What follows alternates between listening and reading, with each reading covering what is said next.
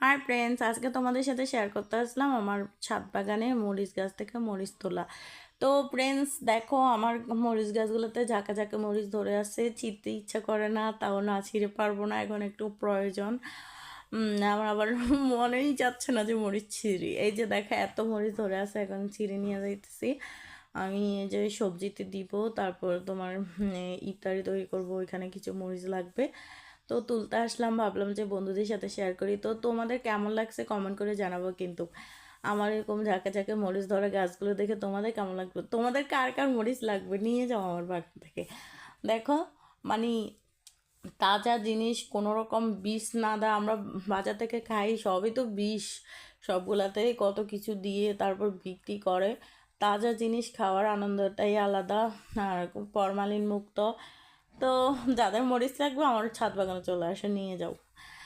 যাও। তোমাদের ভালো লাগাটা কমেন্টস করে জানাবা, কিন্তু ভুলবা না।